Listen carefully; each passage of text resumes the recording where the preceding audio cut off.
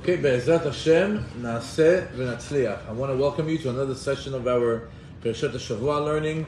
Baruch Hashem, we're starting a new Sefer Vayikra, PARASHAT VAYERA, and this week's entire lesson is going to be about one letter, the letter Aleph. In the Sefer Vayikra, when you open up the book, you'll see, or if you go up to see the Sefer Torah, you'll see Vayikra. It's the word in the Sefer Torah is written. It's called Aleph Zaira, a very tiny Aleph.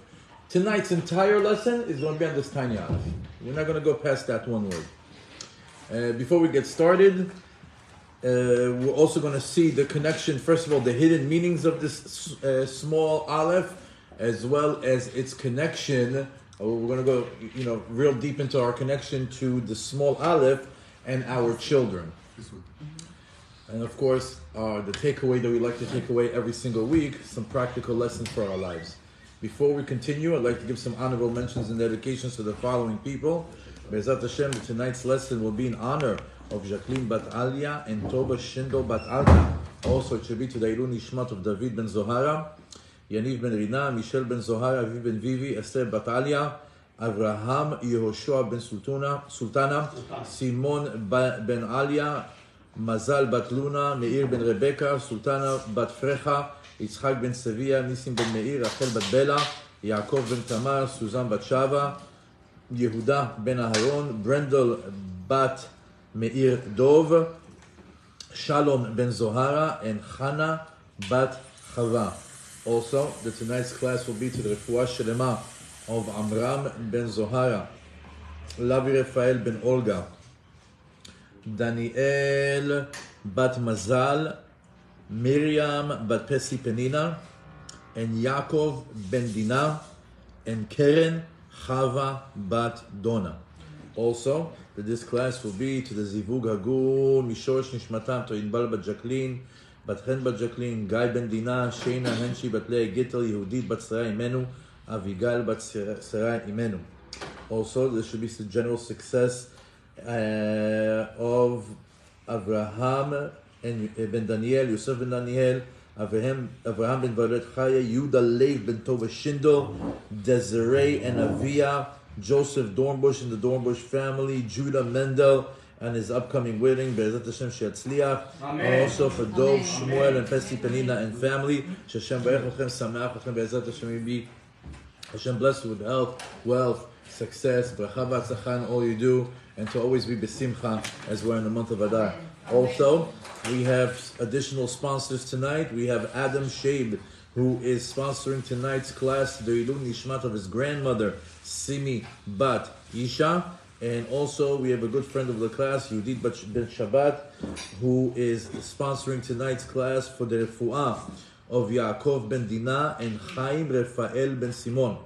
Also, Abigail Hernandez is sponsoring tonight's class, the Ilun Nishmat of Dina Leah Bat Avraham, and last but not least, for an easy end of pregnancy and a Leda Kala to Michal Naomi Bat Yael Shendel, and success to her children, and success in raising her children. She have nachat from her children, Avigal Naila Bat Michal Naomi.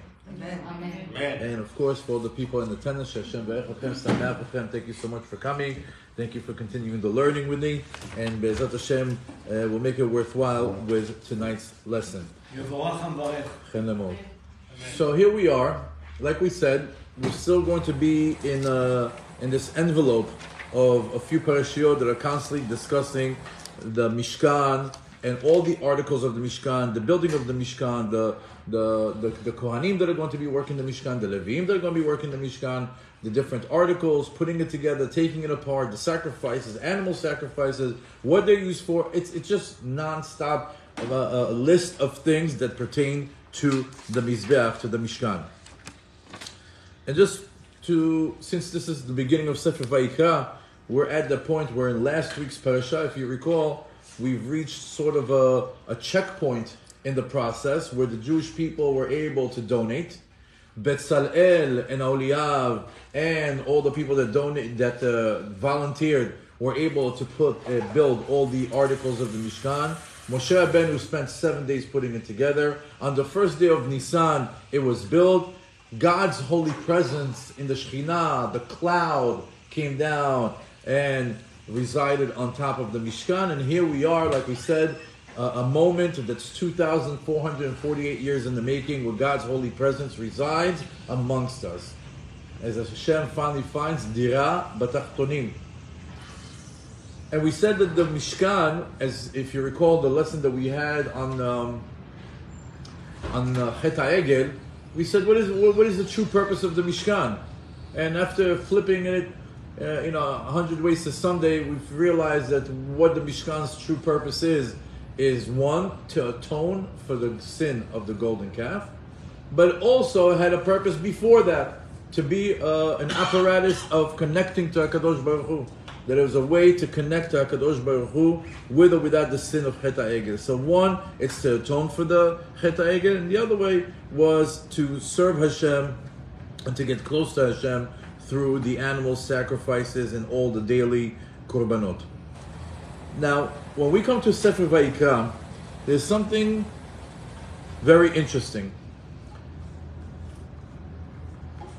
Pasuk Aleph, Vayikra el Moshe, Vaydaber Hashem elav me'ohel moed lemor. Let me read it better.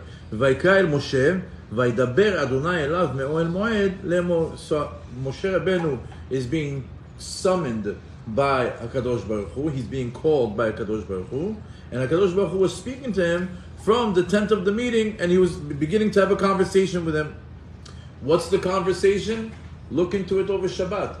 We're going to go only into the first pasuk and the first word and the first letter of the first word. So let's get into it. Why is there a small aleph? So you should know that if the Torah has in itself a lot of different stylistic approaches that you'll see that sometimes come up. Like, for example, there are times where there is ot ze'ira, when all the letters are the same font size, and then you'll see one letter is smaller. Then there's a time when there's an ot rabati, where it's actually bigger than all of them. Like the most classic one would be Bereshit. My son had a beautiful chidush. I don't know if it's like anything that we can source it, but he says, you know why the small aleph is over here? It's because it wanted to be a big aleph in Bereshit. So Hashem told him, no, you're going to be a small aleph in Vayikra. Because we know in Bereshit, it's the big bet. And if you ever want to hear the conversation of the letters that they had with HaKadosh Baruch Hu, take a look at Otiyot Shel Rabbi Akiva. There's a book called Otiyot Shel Rabbi Akiva, the letters of Rabbi Akiva, where it recounts over there all the conversation of every letter and its claim to why it should be the first letter that the Torah should open up with. Nevertheless, there are also different types of reasonings of why some letters are big and some letters are small, but obviously as soon as you see something different, you have to ask why. So tonight we're going to ask, why is there a small aleph in Vayikra? A quick preview. We're going to give several, maybe like a handful of reasons of why a small aleph, but one reason is going to be so important for our daily lives that we're probably going to spend the entire rest of the class just drilling into it. Let's begin. It says, Ha'ot aleph shebamila Vayikra ze'ira. Madua. Why is the first letter, why is the aleph in Vayikra small? Baal HaTurim says that Moshe Rabbeinu was actually the one who wrote. He's the one that he's the one that wrote the Torah. Hashem was dictating to him the Torah, teaching him the Torah, and he told him, this is what you write. So when it came to Sefer Vayikra, HaKadosh Baruch Hu tells them, write Vayikra el Moshe. Moshe was so humble that he says, God called upon me. As we know that Moshe Rabbeinu was a very humble individual, and he couldn't bring himself to write that God called upon Moshe. That God, Vayikra el Moshe, that the Torah is going to have a combination of words that says Vayikra el Moshe, that God called upon Moshe. So Baal HaTurim explains to us why that was an issue. Moshe Rabbeinu actually didn't want to write Vayikra.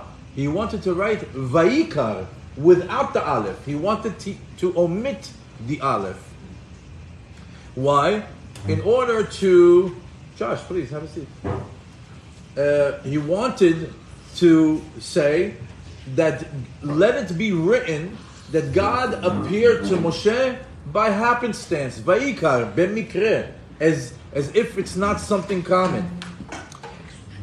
Because we see that when Hashem revealed himself or had a communication with Bilam, that's exactly the word that was used, Vayikar, as it says in Sefer Bamidbar, in Perek Chav Gimel Pasuk Daled, Vayikar Elohim el Bilam vayomer elav, that Hashem appeared to Bilam and he spoke to him. But you should know that Bilam, the way that Hashem appeared to him is when he was sleeping in a dream, nowhere close to Moshe Rabbeinu, who has talking to HaKadosh Baruch Hu face to face. And the reason why they're using the example of Bilam, because Bilam was the equivalent of Moshe Rabbeinu to the Gentiles on the side of the Tum'ah. So the Gentiles not have a claim at the end of the day to say, oh, if we had somebody like Moshe Rabbeinu, we would have turned out different. They say, oh, we gave you Bilam. He was your prophet to the Goyim, and you had somebody who was on the same spiritual level, but obviously not in Kedusha, of Tum'ah. So when Hashem appeared to that individual Bilam, over there it says Vayikar. Moshe Rabbeinu says, let me write Vayikar just like it was to Bilam. No, I don't want to be special. I don't want to be Vayikra. ואמר לו הקדוש ברוך הוא להוסיף למילה ויקרא את האות א'. And הקדוש ברוך הוא insisted that Moshe Rabbeinu add that aleph, so the word will be Vayikra. And Moshe Rabbeinu had to acquiesce because God told him to write. But what was different is that Moshe Rabbeinu changed the size of the aleph from a standard size to a miniature size aleph. From here, it reveals to us Moshe Rabbeinu's humility. שנאמר על משה רבנו, ענב מאוד מכל האדם אשר על פני האדמה. The Torah testifies that Moshe Rabbeinu was the most humble man to ever live in this world. So, first things first, why is there a small aleph? Because of Moshe's humility. Because he didn't feel that he deserved to have these words in the Torah. Vayikra el Moshe, Vaydaber Hashem elav ve'or moed. The Moed says, who am I that I should be in the Torah that God calls and speaks to me? And he went back and forth with the reasoning to be at least as good as Bilam and write Vayikar. HaKadosh Baruch Hu insisted, no, you must say Vayikra. And Moshe Rabbeinu went and did the small aleph. So from here we learn, step number one is Moshe's humility.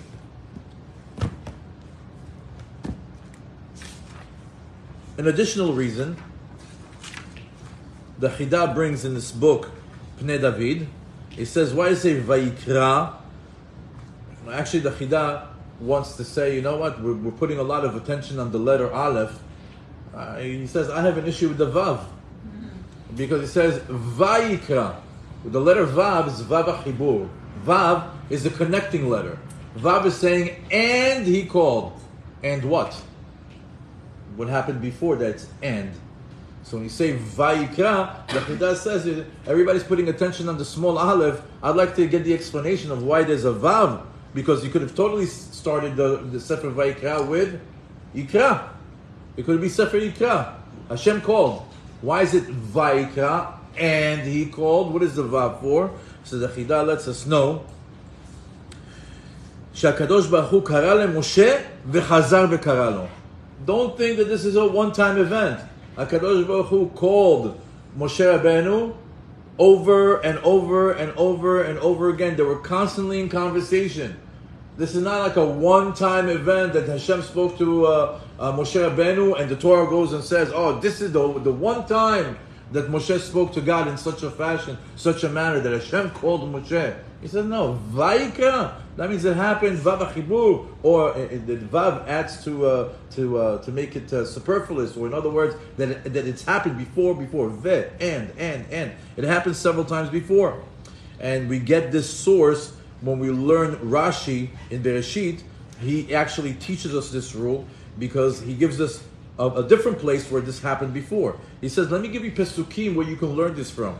As we know that there's the beracha that Yitzchak got. It says, Ve'iten lecha Elokim ital hashamayim shamnei haaretz. Why does it say Ve'iten and Hashem and He will give?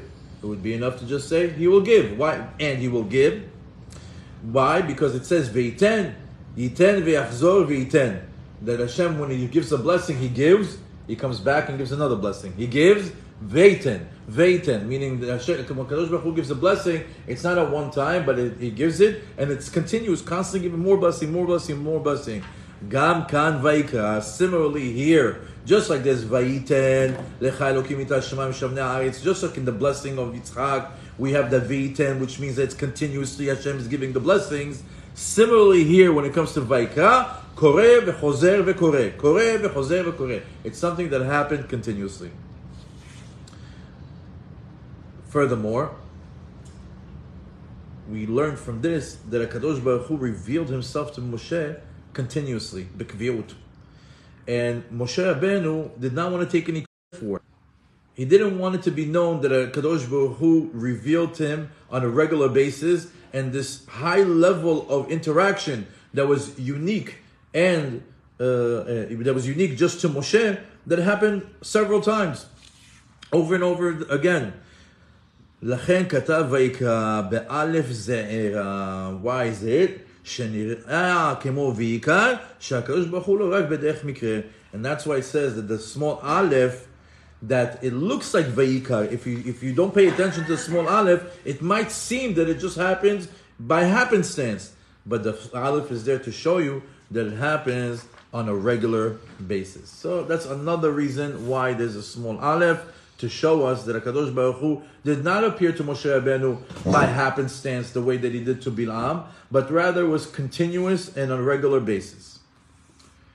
Furthermore, another reason for the small aleph, לרמוז על כך שהיה חסר לו מעט שער אחד, השער 50, כדי להגיע אל שיא השלמות. משה רבנו, איש האלוקים. We know at the end of his life, he was considered to be half man, half angel. Mm-hmm. And at the end of his life, and not only that, and through the entire process of him being alive, Moshe Rabbeinu was close to the 50th level of Binah. We already did many classes about Sha'ar Nun. We did many classes about the 50th level of Binah and what it is. And basically, in short, just to let you know, that's the highest level of wisdom that a human being can get in this world. It's almost like godly intellect, that a person can go to the 49th level, and just in comparison, how much it is a person can reach the 49th level of Binah, and it's no way close in comparison to the 50th level of Binah. Why? Because the rabbis give us an example. He says, imagine going to the ocean, and you take a bucket of water out of the ocean. The bucket is the 49 levels of Binah. The rest of the ocean is 50. So look at the difference, okay? And that is the wisdom that we're going to have in the time of Mashiach. In the time of Mashiach, there's going to be a new Torah. New Torah? We only have one Torah. Yes, the same Torah. But it's going to be opened up to us in a way that we've never seen it before. It's like our eyes, the veils are going to come up and like, oh my God, just when we thought this endless Torah, there's more to it, there's more to it. We did many classes about the Sha'ar Nun. The small aleph comes to show us that Moshe Rabbeinu's entire life was a small aleph away from the 50th level of Binah. He was just a little short of it. It says שנכתב א' זעירה לרמוז על כך שהיה חסר לו מעט, שער אחד, שער 50 כדי להגיע אל שיא השלמות. He was a complete individual in this world. He almost reached the 50th level in this world. He was missing just a little bit. He was missing one more gate, שער 50. And Chazal tell us in Midrash Rabbah Bamidbar, he says, מה שלא נגלה למשה רבנו עליו השלום, נגלה לרבי עקיבא. He says, but everything, it says, whatever wasn't revealed to Moshe Rabbeinu, who was revealed to? Rabbi Akiva. Rabbi Akiva also had the privilege of reaching the 50th level of Binah. Just to put it out there, Moshe Rabbeinu reached the 50th level of Binah. Remember, when Moshe Rabbeinu went up to the heavens for the first time, he reached the 50th level. But when the people started to sin with the golden calf, HaKadosh Baruch Hu tells them, Lech Red. What's Lech Red? Lech is Lamed Chaf. Lamed is 30. Chaf is 20. 30 and 20 is 50. HaKadosh Baruch Hu tells them, Lech, you're on the 50th level right now. Red, go down. I can't keep you on this level because your people, they don't match you. You need to be on the same level as your people, because if you're going to be on the 50th level and they're still in with the golden calf, it's not a good match. And we know at the end of his life, Moshe Rabbeinu got the 50th level back because he got buried in Har Nevo. What's Har Nevo? Nun Bo. The 50th level was on that, it was given back to him on that mountain. So we see that Moshe Rabbeinu did achieve it, lost it, got it back. But who else had this 50th level of Sha'ar Nun? Rabbi Akiva. And וכן כתב רבנו אריזה בספר גלגולים. The Arizal, in his book about reincarnations, says that 50th level was actually given to Rabbi Akiva. This is unbelievable. He says, this small aleph comes to hint to us that Moshe Rabbeinu was missing the 50. And it was given the 50th gate of Binah. And that 50th gate of Binah was given to Rabbi Akiva. And all that is hinted in the word Za'ira. Remember, we said, when it's tiny, is Ot Za'ira. When it's big, it's Ot Rabbatit, right? So when we say small, is Za'ira. So over here, the Chazal tell us, the word Za'ira hints to this whole story that we just said right now of Moshe Rabbeinu and Rabbi Akiva. How is it? It says Za'ira stands for Ze Rabbi Akiva Yasig Oto. Yasig Oto. So what do we say over here? We said Aleph is to signify how Moshe Rabbeinu was missing just one. And then Chazal come and tell us Ze Rabbi Akiva Yasig Oto, that one that is missing, Rabbi Akiva is going to get it. And the Arizal writes, Rabbi Akiva היה אחד משלוש צדיקים שהייתה במשמתו של משה רבנו וחי 120 שנה כמשה.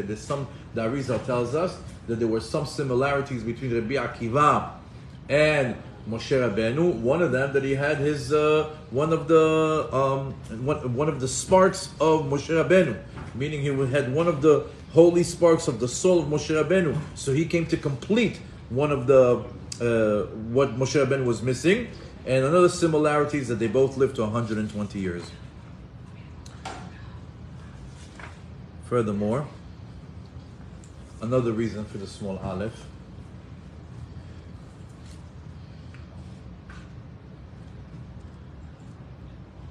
We know that Moshe Rabbeinu, as I just mentioned before, when the Jewish people sinned with the golden calf, HaKadosh Baruch Hu tells them in time of Chet HaEgel, Lech red ki shichet amecha. He says, go down because your nation has sinned. So Chazal asked, Ma lecha red? He says, why the HaKadosh Baruch Hu tells him to go down? Amar Rabbi Elazar, this is Masechet Brachot. Amar Rabbi Elazar, Amar lo HaKadosh Baruch Hu leMoshe, Moshe, ראה מגודלתך, כלום נתתי לך גדולה אלא בשביל ישראל, ועכשיו ישראל חטאו, אתה למה לי? When Moshe Rabbeinu was at the 50th level of Kedusha and the Shamayim, HaKadosh Baruch Hu tells him, Lech red, go down from this level of 50th level. Because the only reason why I gave you this Sha'ar Nun Shel Binah is so you can have it to lead the Jewish people. But the Jewish people are not worshipping the Egel. Now that they sinned, it's not appropriate for you to be on a Sha'ar Nun and they're worshipping idols. Ata lamali, why do I need you to have this type of wisdom? And it says in the Zohar that that was taken away from him. Okay, so Sha'ar Nun was taken away from him. The Zohar adds that when Moshe Rabbeinu went up to the high heavens to receive the tablets, HaKadosh Baruch Hu gave him as a gift 1,000 points of light. What does it mean? I don't know. With our limited understanding, we think he has like 1,000 light bulbs, right? Like HaKadosh Baruch Hu gave him a gift. Here, 1,000 points of light. Obviously, it's not that, right? Obviously, HaKadosh Baruch Hu gave him 1,000 spiritual illuminations, some spiritual upgrades that he got. However, כשחטאו ישראל בעגל, when the Jewish people sinned with the golden calf, and HaKadosh Baruch Hu says, Lech red, go down. And HaKadosh Baruch Hu took 999 of these spiritual lights, and he only left him with one. So the small Aleph is to come to show us Moshe Rabbeinu went down from this high level because of the sin of the Jewish people, and he only has one small piece. Ari HaKadosh says, Ketuvah Aleph Ze'era. The reason why there's a small Aleph, לרמוז שנשארה לו רק מדרגה אחת של אור מכל האלף שהיו לו. To signify that the high level, this 1,000 points of light, the spiritual illumination that he got at the time of Matan Torah was all taken away from him, and he was only left with one. But he knew this? Like he knew this? Yeah, of course.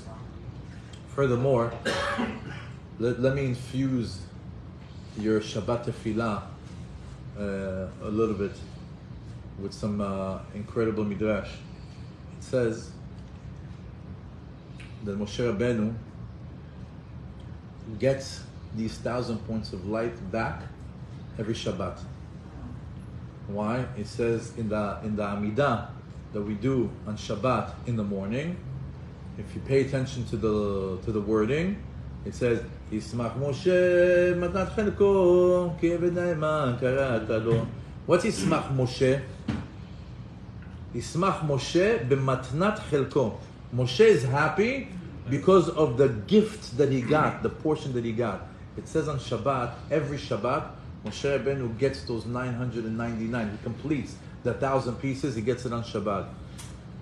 And what does he do? Moshe Rabbeinu gives us, as the great leader that he is, he says, I got a 1,000 spiritual an upgrade of 1,000 lights, matnat chelko, and he gives it over to us.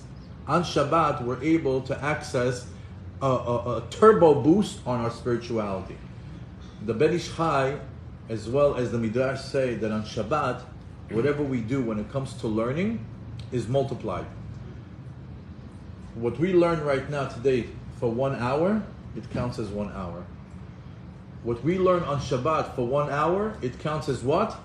1,000 hours. So when we say Yismach Moshe b'matnat chelko, what does he get? He gets the 1,000 multiplier, and he gives it to us on Shabbat. That's why on Shabbat they say, go and learn, go and learn. Why? Because this is the day that everything is multiplied. The Ben Ish Chai says times 100, the Midrash says times 1,000, but definitely it's not one for one. Definitely it's not one for one. You learn 1 hour, you get either 100 or 1,000. I'm going to go by the way of the Midrash. The Moshe Rabbeinu, Yismach Moshe b'matnat chelko, he gets back the 999, completes his 1,000, and he gives us the 1,000 multiplier on everything that we do on Shabbat. The small Aleph reminds us of that small little point of light that Hashem left for him after he went down from his high level at Matan Torah. Another reason for the small Aleph. It says that Moshe Rabbeinu was such a humble individual. They didn't want to write the Vayikra with a large Aleph. He wanted to write it. He says, I'm not worthy that there should be a word of Vayikra that pertains to me, that Hashem called out to me. In the minimum, I should be like Bil'am, Vayikar. Hashem insisted, Vayikra. So he went ahead and put the small Aleph, even though they thought he wasn't worthy, that it should be noted or that it should be recorded through history, that Hashem called him and spoke with him. When you're that humble, those are the things that concern you. Now, since Hashem commanded him, he had to do it. He had to do it. He had to write the word Vayikra. Now, even though that Moshe Rabbeinu is the one that wrote the entire Torah, it says in Sefer Bamidbar, Perek Yudbet, Pasuk Chet, Pe el pe adaber bo. ומראה ולא בחידות ותמונות השם הביט. So it says that Hashem spoke to Moshe Rabbeinu face to face, not in visions, not in his sleep, and not in riddles. It's as if he's looking at a picture. And it continues to say, the Torah continues to testify on the relationship that Moshe Rabbeinu had with HaKadosh Baruch Hu. Velo kam navi od b'Yisrael ke Moshe. There was no prophet like Moshe that ever came in Israel again like him. Even though that these are grand statements, way more than Vayikra, Moshe Rabbeinu still insisted on writing the small aleph in Vayikra, because he felt that he is a small aleph, that he's still not such a great guy. If there was one letter that was going to,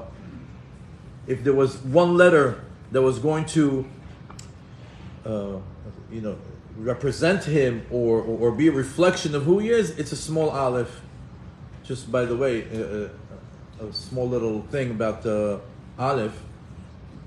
This week's parasha has 111 pesukim. If you take the word aleph and you spell it out, aleph is 1, lamed is 30, pei is 80. You put them all together, it's 111. Also aleph. Also in the number of the pesukim, it's hidden over there, by the way. It says over there that Moshe Rabbeinu was so humble that look at the things that he's thinking about. Chazal tell us in this merit, because of his humility, because he didn't want to take any sort of like credit or to be exalted in any way, and he had this beautiful attribute of humility. Moshe Rabbeinu, from this act, merited that his face was going to shine like the sun. As it says, Kikaran or Panav, that Moshe Rabbeinu's face got illuminated. That we know that after his face became illuminated, he was too scary to look at. People couldn't handle looking at such an individual. Can you imagine Moshe Rabbeinu? They said he was tall, like 5 meters, 15 amah, and he's also his face is shining, and he's a holy individual. He said he had to put a masveh. He had to put like a veil over his face so people wouldn't see. But when he spoke to people, he would take it away. Could you imagine? This is or sometimes if you see some of the paintings that the Goyim did for Moshe Rabbeinu, sometimes you see that they painted Moshe with what? Horns. 2 horns and then a sun behind him. You know why? Because they went to the Torah and it says Kikaran or Panav, Yed Karnaim. You know, it's sun rays. The word Keren is a sun ray, right? But the word Keren is also horn. So what happened? They went to the thesaurus, so maybe they went to, they misunderstood it, right? So since the word Keren has a dual meaning, either a ray of sunshine or a horn, so they said, oh, you know what he had? He had horns. Okay, nothing. By the way, it's the same thing with Yoshka. It says that back in the days, how do you say a young woman? You say Betula, or a maiden, right? She's Betula, not necessarily a virgin. So they took from there that she was, but it's also a misinterpretation of the words. Because if you know how rich the Hebrew language is and the context that it's used, then you can understand it. But over here, we can see where it came from. Continues to say, "B'sha'ah shekatav Moshe et haTorah, nishtayra tipat dio bekol muso." So now Moshe Rabbeinu is writing the whole Torah. He gets to the end. You know what's left over? Left over is the little bit of ink that was supposed to go for the big aleph, but now to small aleph. There's a little bit of ink left. What do you do with that ink? As a matter of fact, I saw it brought somewhere else that Moshe Rabbeinu, where it says that Moshe Rabbeinu that he ish anav meod mikol adam. Remember, as it says that Moshe Rabbeinu is the most humblest man in the world. The word anav gets spelled out Ain Nun Yud Vav. But if you look in the Torah, it's missing a Yud. It's only Ain Nun Vav. So what happened? Because he was talking about him. So here we go again, compliments on Moshe. I can't handle it. I'm humble. I can't take all these compliments in the Torah about me. What do you do? He took out the Yud. So they say after he finished reading the Torah, what did he have? He had a little bit of the ink from the aleph to the small aleph that's left over, and from the word anav, the yud. So when he took this ink, he went like this, and they put on his face. And from that moment on, his face began to shine. So we see that the small aleph is the reason Moshe Rabbeinu had a karneh hod.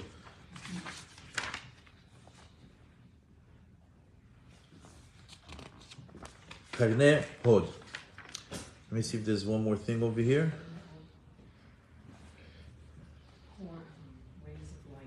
So here it is. I'll just read you the conversation. It says, and what? וכי הקדוש ברוך הוא לא ידע את כמות הדיו המדויקת צריך לכתיבת התורה? כיצד ייתכן? איפה שנשארה טיפת דיו מיותרת? So when HaKadosh Baruch Hu gave him the kolmus, the quill, and the ink, he didn't know what to give him the exact amount. Why is there extra? So the answer is HaKadosh Baruch Hu put enough for the word Vayikra with Aleph Regila, and because he used less of it, HaKadosh Baruch Hu tells Moshe, "Mitipat hadio hazo shenishra bigla midat ha'anava mimena tizke lekaneo." The HaKadosh Baruch Hu told them, this little bit of ink that was left over because of your attribute of humility, from this you're going to merit to have karneho, that your face is going to illuminate, is going to shine.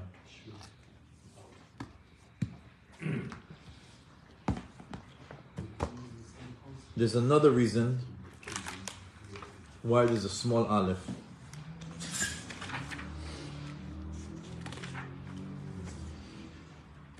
We know that Chumash Vayikra,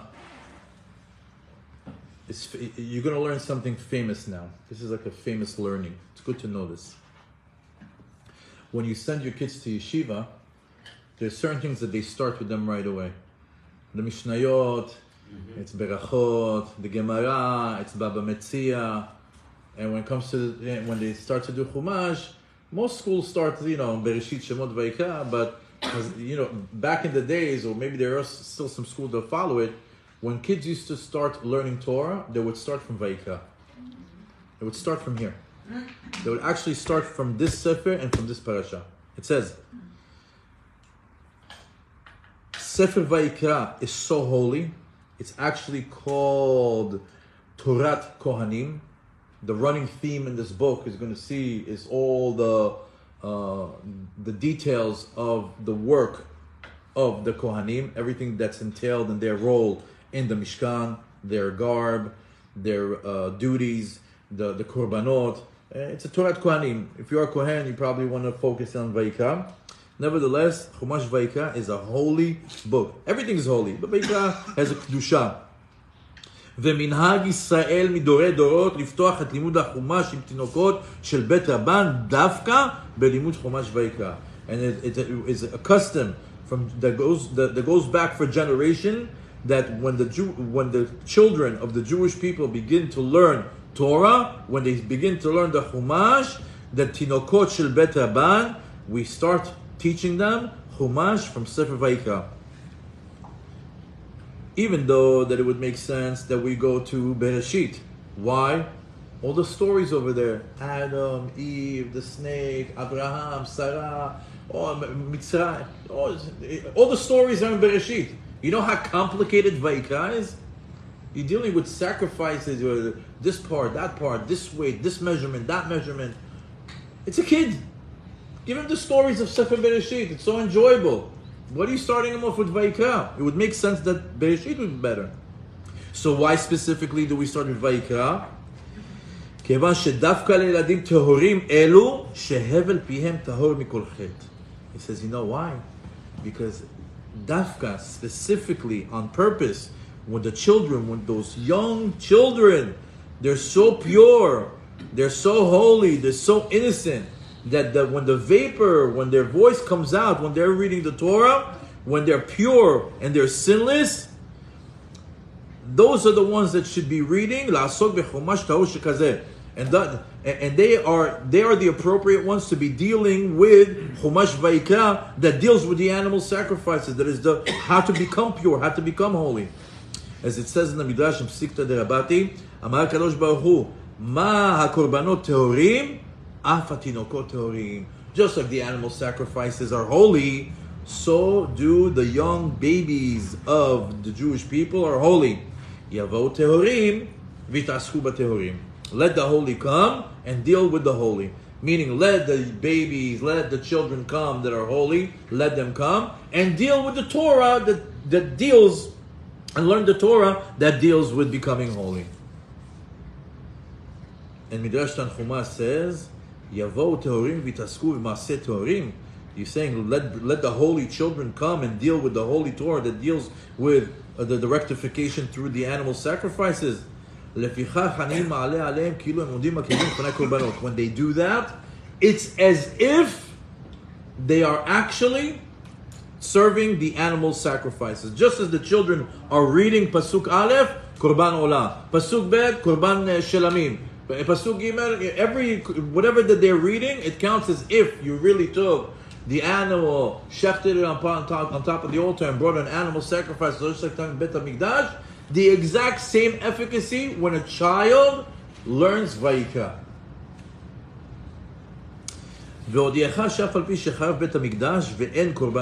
Even during their times that Bet HaMikdash is no longer with us, or is not with us at the moment, and we don't have the animal sacrifices as an option, and because we don't have Bet HaMikdash and we don't have the animal sacrifices to atone for our sins, if it wasn't for the children that were learning the order of Korbanot in Sefer Vayikra, the world will cease to exist. The whole world is standing on the vapor, on the hevel of Tinokot Shel Bet Rabban when they're reading Sefer Vayikra, when they're reading Korbanot.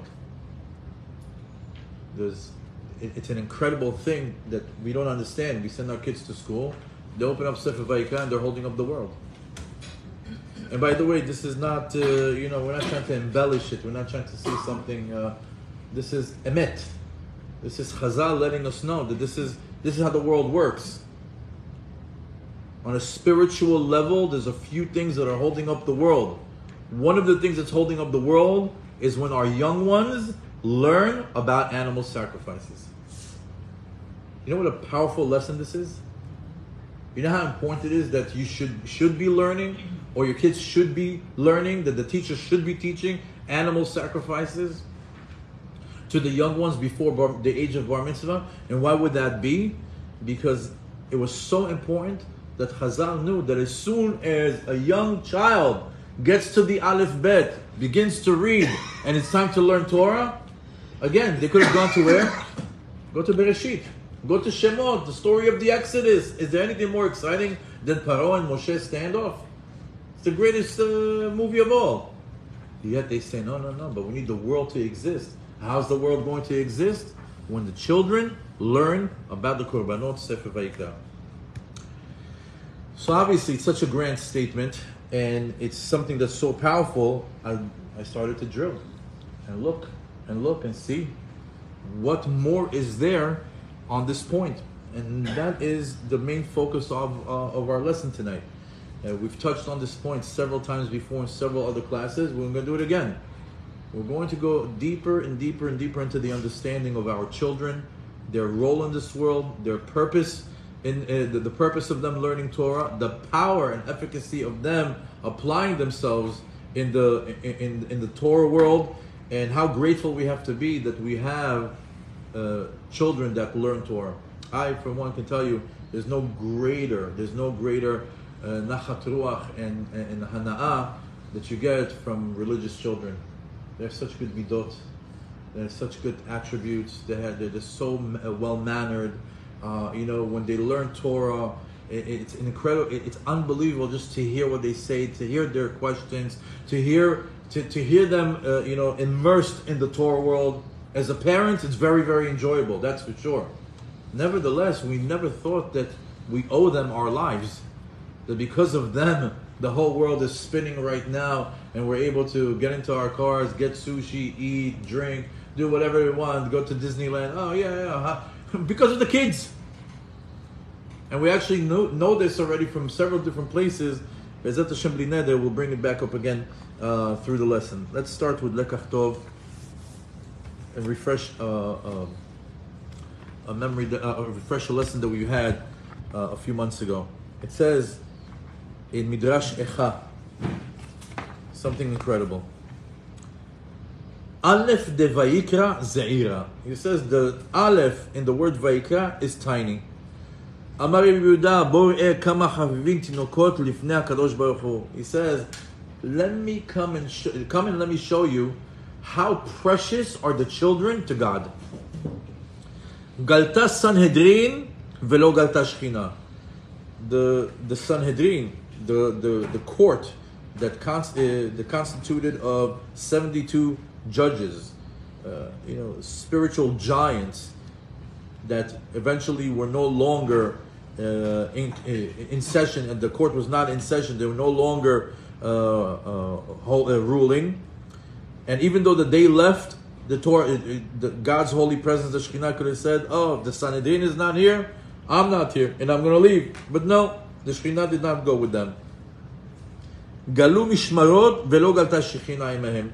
We know that there were different shifts in Bet HaMikdash, different families that would come and they would switch out. They would have a schedule, and the time came when they no longer had this practice in Bet HaMikdash, and the Shekhinah did not go with them also. But when the time came when the Jewish people were expelled, why did the Shekhinah leave Israel? Why did the Shekhinah leave Bet HaMikdash? Because the Tinokot, because the babies left. So the Shekhinah followed them. It brings us a pasuk about the children that were captured and had to go. And as soon as the children were captured or were sent into exile by the hand of a tyrant, immediately the pasuk that follows it says, "V'yatsa mibat Zion kol hadara," and from Jerusalem came out all its beauty and splendor. That's God's holy presence. So we see that several things left Jerusalem.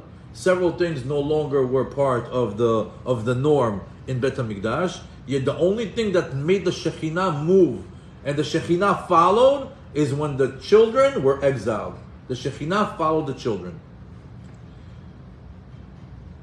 From here we see, and this is something incredible because we've had such a deep dive into Shekhinah, God's holy presence, how it went up seven heavens, and how it finally came back down, and how we have it right now in the Mishkan, and how we're constantly in this process of trying to find Dira B'Tachtonim for Kadosh Baruch Hu.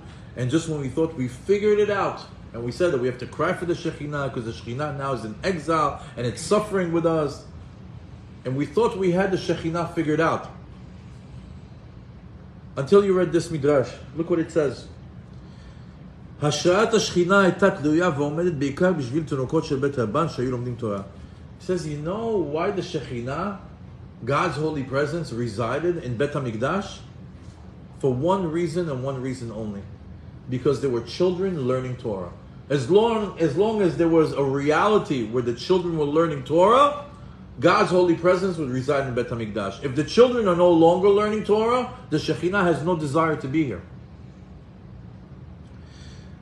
ובזכות הבל פיהם שאין בו חטא, הייתה השכינה שורה בישראל. And in the merit of the vapor that comes out of the mouths of the sinless babes of the Jewish children is the reason that God's holy presence resided amongst the Jewish people. In the book VAYERA Yosef continues to say, in regards to the Keruvim, remember we said that God's holy presence, if we had to drill down to say where it is, we says it was in Israel, in Jerusalem, in Bet HaMikdash, in Kodesh HaKodashim, behind the Parochet, in between the Keruvim, right in the middle. That is the core of where you find God's Shekhinah.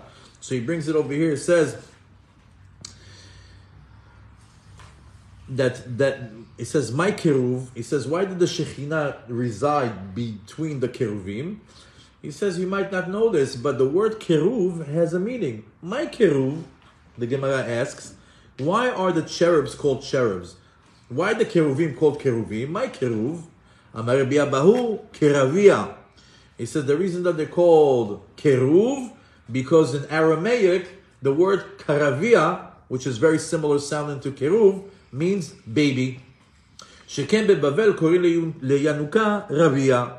Masechet Sukkah on the 5th page says that Kadosh Baruch Hu would reside, his holy presence, the Shekhinah, would be between the two cherubs, which are like two babies, in order to let us know that Kadosh Baruch Hu tzimtzem HaKadosh Baruch Hu Shechinato ben HaKeruvim, that Hashem minimized his entire holy presence to be right there between the two babies, to teach us one thing: Lelamed Lamo Yisrael Torah Mitzvot, in the merit of the Tinokot. That HaKadosh Baruch Hu was there in order to tell us that the whole essence of him being there is that the Tinokot of Bet Rabban are going to learn Torah and perform mitzvot. And if you recall, in the time of Matan Torah, what did we say? There's a whole conversation where Kadosh Baruch Hu, even that we got to the point of Naaseh v'Nishma, and we were Am Echad Belev Echad, Vayichan Yisrael, that we were like so united and we achieved something great as a nation. But Hashem was still balking. He was like, I want to give it to you, but I need guarantors. I need guarantors that somebody's going to perform this Torah. So they gave the avot, and it wasn't good enough. And he said, then, the future Nevi'im, it wasn't good enough. And they said, we'll give the children.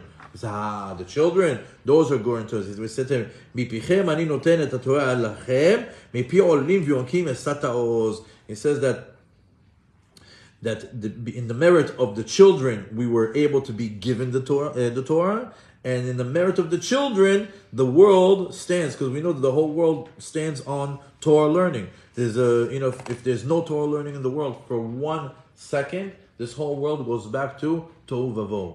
The whole world is the reason why there's a 24-hour day, and every single area in the world has a different time zone. It's like that. Every single person, every single moment in the day, there should be somebody who's learning Torah. Because imagine if the whole world was night and day. So it might be a reality that one time we're all sleeping and nobody's learning Torah. So Hashem made a 24-hour day process. So there's always somebody up learning. There's a story of a Rav that a Rav, like a Rosh Yeshiva, was praying Shachrit, and then some guy came, mamash, very, very late, almost to the end of the Amidah, and when he came through the door, the Rosh Yeshiva stood up for him. And not only did he stood up for him, he waved him over to come and sit next to him. Everybody was in shock. Why? Maybe he's gonna give it to him because he came late, because he didn't come to prayer on time. Everybody was like wondering, but at the same time, why is the Rav giving him so much kavod? This is something that never happens. The Rosh Yeshiva waves over a student to come and sit next to him. So at the end of tefillah, he turns to the person, to the student, and he tells them, "What did you do last night?" He's like, "Last night? Oh no, nothing special. Just I think in the middle of the night, somewhere like maybe 2:30, 3 o'clock, I woke up to get a drink of water, and I couldn't go back to sleep. So I picked up my Gemara and I learned for about 10-15 minutes, and I went back to sleep." He's like, "I want you to know, it was revealed to me from the Shamayim that at that moment, there wasn't a single person learning Torah, and the whole world was standing on your learning alone." He says, it was revealed to me that in that 15 minutes that you did between the whole world was standing on your shoulders. There was no Torah learning but yours. And that's why he stood up for him. How important it is to have Torah learning. So we see over here that the Kadosh Baruch Hu says, I am going to give you the Torah on the condition that I'm going to have the children that learn the Torah. They're going to hold up the world. The Torah holds up the world. Remember what an interesting word we use for the Aleph. Aleph, Ze'ira, right? The word Ze'ira in Aramaic means small. But also another way of saying young children is Ze'irim. To hint to us that b'schut of the Ze'irim, in the merit of the small babies, of the young babes, of the young children that learn Torah, Hem atinokot shel Bet Rabban, Zachu Yisrael shetered Shechina mishmei shamayim. In its merit, in the merit of the children, God's holy presence came down from up above, and the Jewish people merited to learn Torah because of them. And in the merit of the children, also the Jewish people merited that God teaches them Torah as well.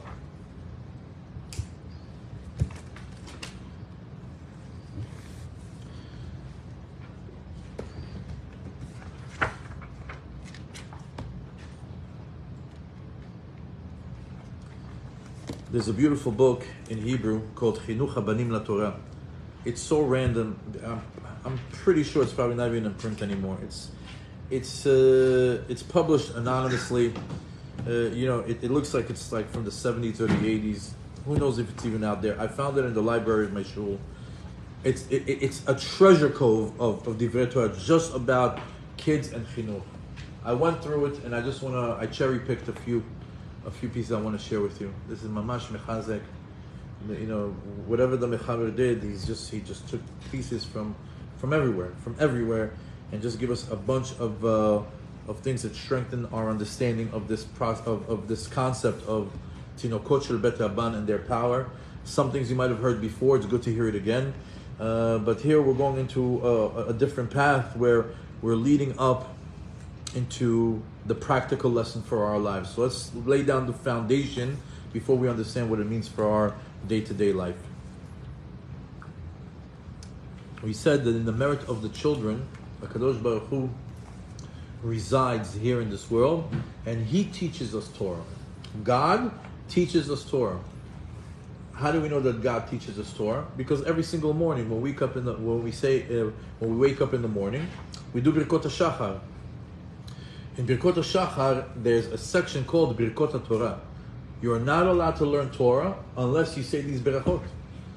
Meaning, let's say somebody, you wake up in the morning and your child comes over to you, Abba, I have an unbelievable chidush about Noach. Wait, let me do Birkot HaTorah. Without Birkot HaTorah, I can't listen, right? Similarly, if somebody comes to, you're in shul, you came home, you didn't do Birkot HaShachar, and the rabbi is going to give a halacha, or the rabbi is going to give some sort of a Dvar Torah while you showed up late to shul, and you're going to hear the Divrei Torah, you can't. You have to bless. You guys need help with that? Any of the men want to get up? You good? Okay. When Yudit's around, It's a reflex from the medical field. Have no fear, Yudit is here. Yehudit. so we have to bless on the Torah. If you pay attention to the Birkot Torah, what does it say over there? Pay attention to the text of Birkot Torah. It says, first one is Baruch Atah Hashem Elokeinu Mecholam Asher Gidishanu Tzav Tzivanu Al Divrei Torah. Okay, now I can listen to Dvar Torah. I made a bracha. And then it says, Va'arev na Hashem Elokeinu et Divrei Toratecha b'finu u'fifiot Amichav Yisrael. And make it dear, desirable, that the words of Torah will be found on our lips and on the lips of all the Jewish nation.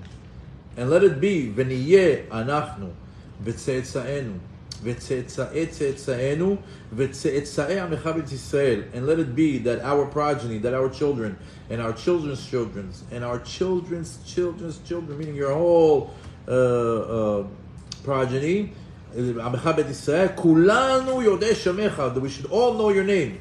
Ve'lomdei Toratecha lishma, that we learn the Torah for the sake of your name. Baruch Atah Hashem hamelamed Torah la'amo Yisrael. Hashem, the one that teaches Torah to His people. Teaches Torah. I'm going to say, no, Sharone Lankry teaches me Torah. No, it's not true. God teaches us Torah. Right? You can say, oh no, the rabbi teaches me Torah. Oh, the book teaches me Torah. No. We're tools. HaKadosh Baruch Hu might use page 58 as a tool. He might use the speaker as a tool. He might use the rabbi as a tool. He might use YouTube as a tool. But the Torah that you're learning, it's a custom-made menu, a custom-made diet that Hashem wants you to have for that day. He's teaching it to you. Today, Derech Eretz, plus Halachot Shabbat, plus a little bit Chizuk and Emunah. That's what you get today. The other one over there, Yu Shlom Bayit and Kaas. That's what you have to learn today. This one over here, Megillat Esther, Ilchot Shabbat, and Daf Yomi. HaKadosh Baruch Hu, HaMelamed Torah L'Amo Yisrael. Not only that, sometimes when a person sits down and he doesn't get it, right?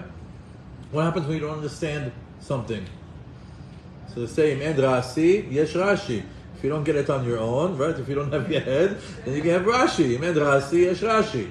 However, a lot of times you'll see, and rabbis will testify, or Talmidei Chachamim will testify, when they don't understand something, they sit there And they'll go and they'll give tzedakah. Hashem, please help me, open up my mind.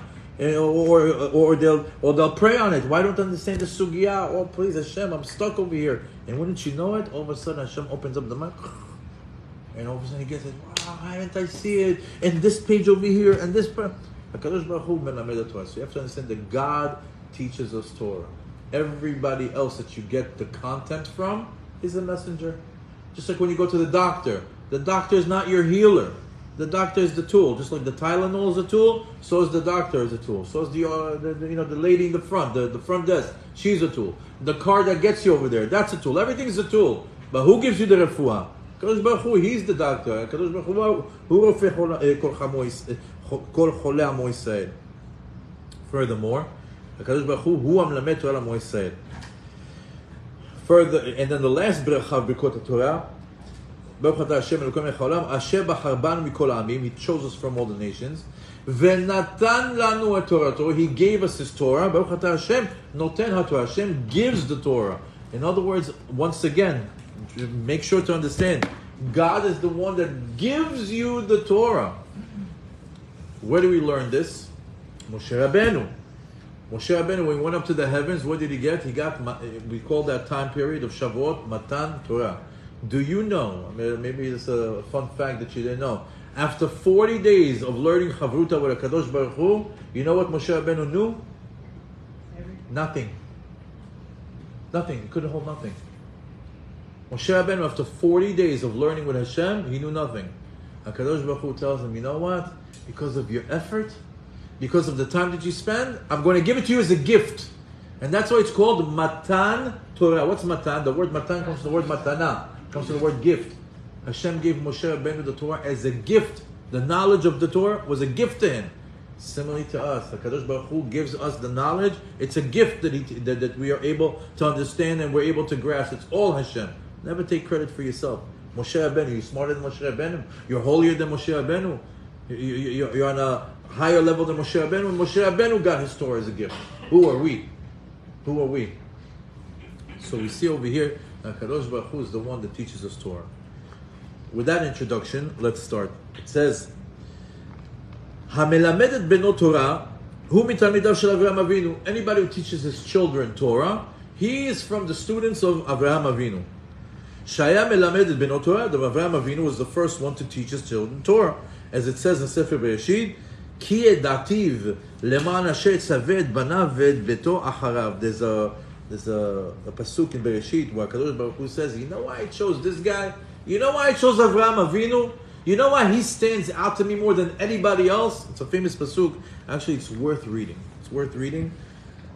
Perek Yudchet, pasuk Yudchet, and then we'll go back over here. Why did Hashem choose Avraham Avinu?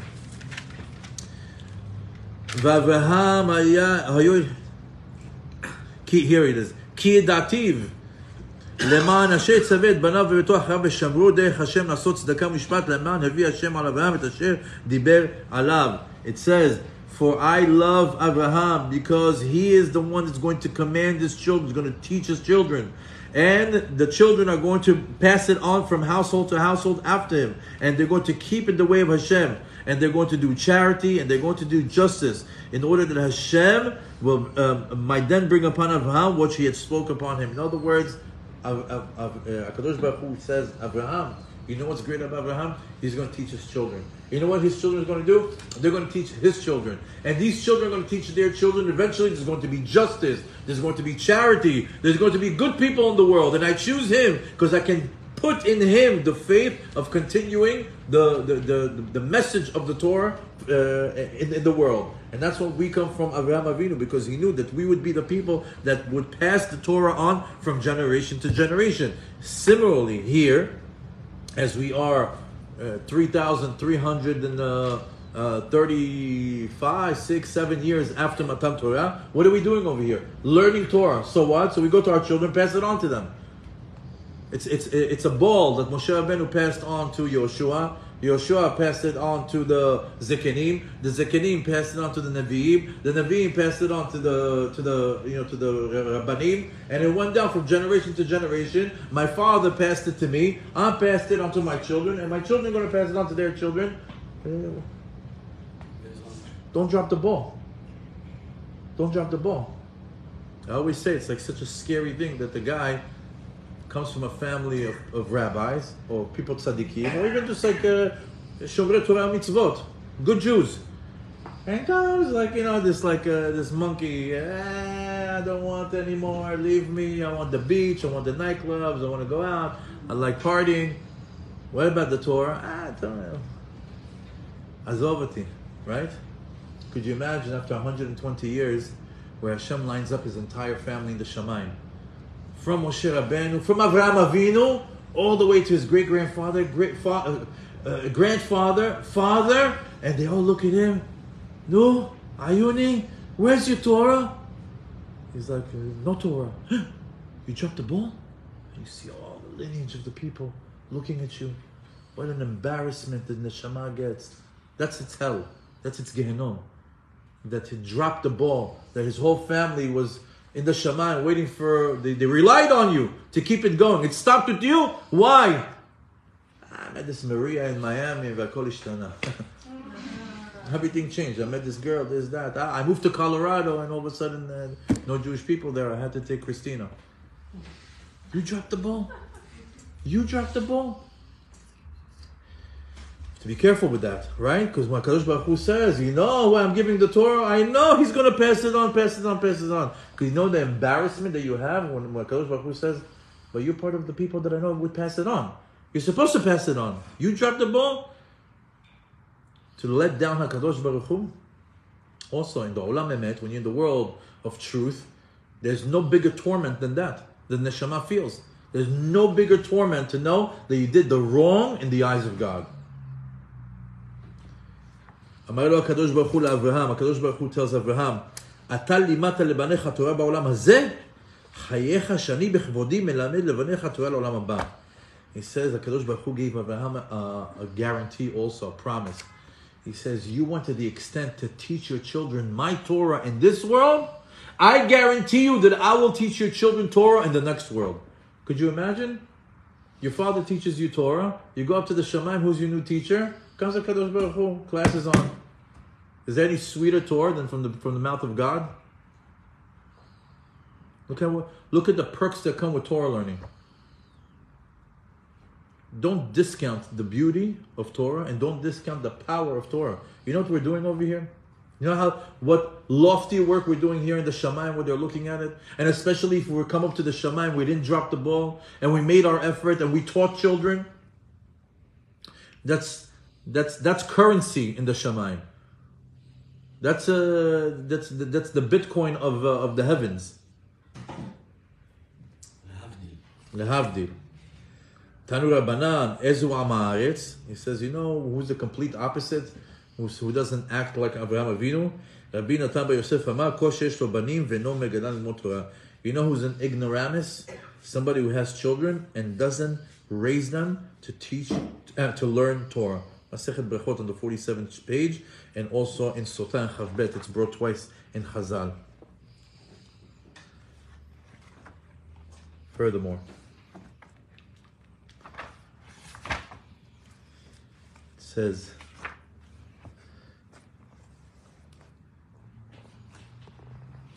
in Masechet Shabbat on the 119th page, it says, Amar Resh Lakish mipir Rabbi Yehuda Nesiah, אין העולם מתקיים אלא בשביל ההבל, הבל תינוקן של בית רבן, שבשעה שעומדים יוצא מפיהם הבל, ואז העולם מתקיים. We already mentioned this.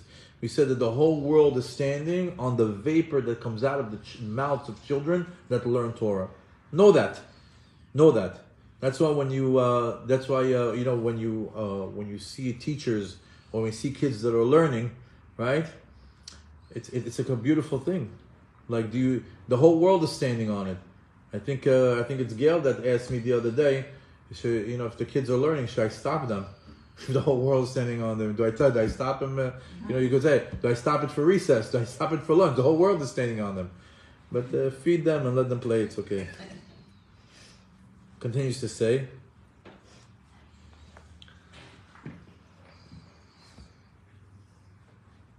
Sha'al Abaye et Rabba. The same Gemara continues to say, Abaye and Rabba are Tanaic rabbis. These are people that are I can't begin to tell you what Tanaic rabbis can do. They can bring people back from the dead. Okay. These two rabbis are talking, and they're saying, "Ha'im gam al Torah shani v'ata lomdim ha'olam mitkayem?"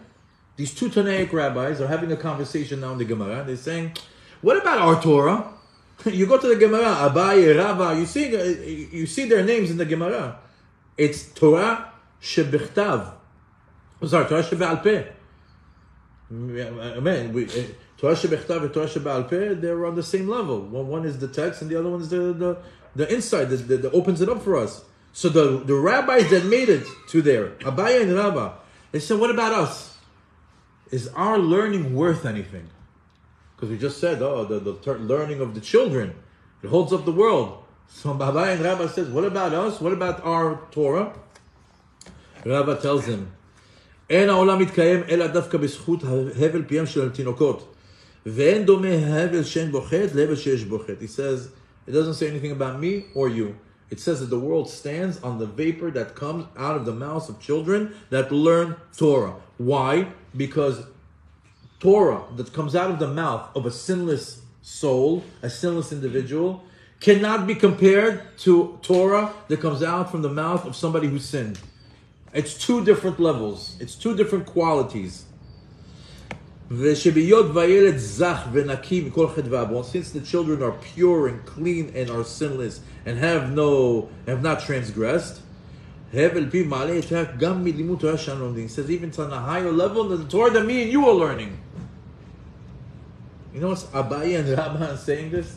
That the children learning is higher than Abaye and Rava? It says Abaye and Rava were tzaddikim.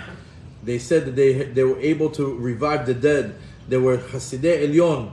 And the Hevel PM shel Tinokot was stronger than their Torah learning. Just to put things into perspective of how things are. It says that the Torah learning of children is able to nullify decrees. Able to nullify decrees. Meaning, when there's harsh decrees in the world, and just know, as a Jew, we're always going to have that. There's always going to be harsh decrees. That's what it is. That's our reality. As a people, just know, we go off the derech. Hashem gives us harsh decrees. We have to come back to the good and narrow path of HaKadosh Baruch Hu, and then those decrees disappear. But whether you like it or not, it's part of the fabric of our reality. Every single day there is, or every single generation, we live with decrees.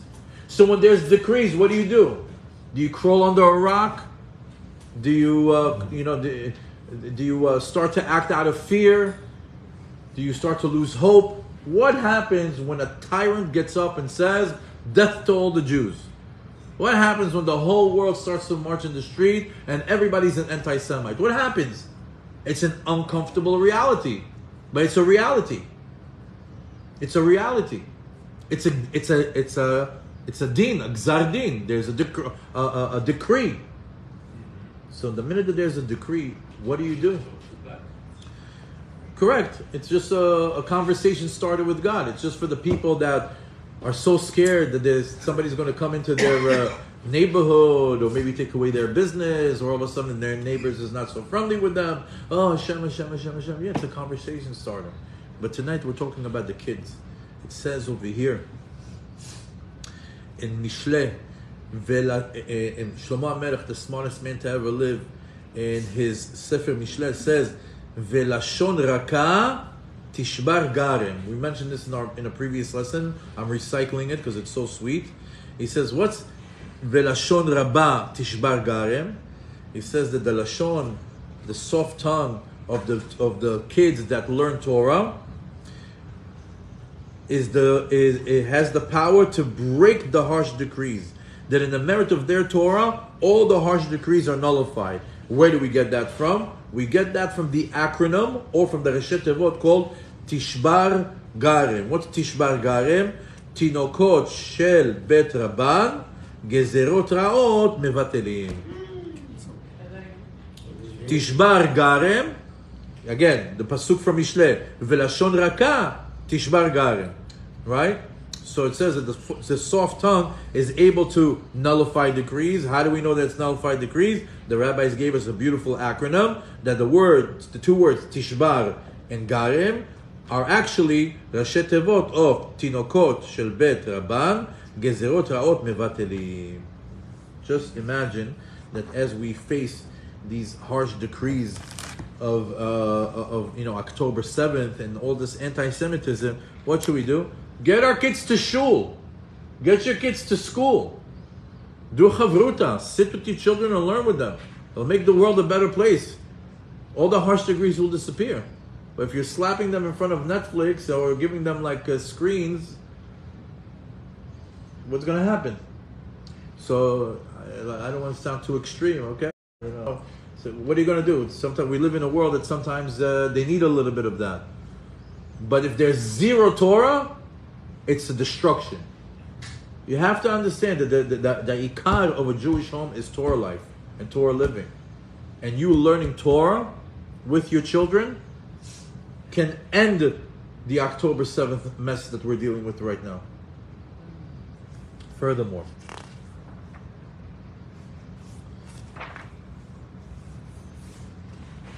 the holiday of Purim is upon us.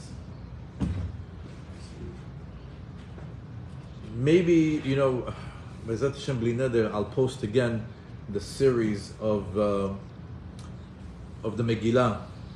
Get to know the king, get to know the villain, get to know the hero, get to know the queen, get to know the Jews of Shushan. Beautiful, beautiful, beautiful angle on the Megillah. Seeing like a whole hour and a half just through one lens of the Megillah, through the king's eyes, through the queen's eyes, through the hero, through the villain, through the Jews. Beautiful, beautiful lesson.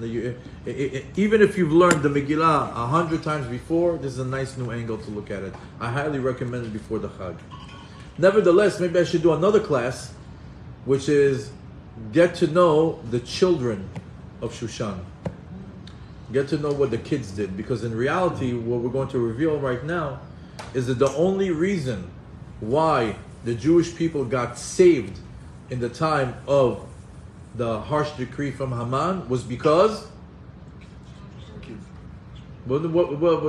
I know it's the right answer is the children. But what do we know? We said it was because of what? Oh, what Mordechai did. What Esther did. what the Jewish people did. Kimu v'kiblu. We have so many different things that we know that caused the upturn of the story of Esther.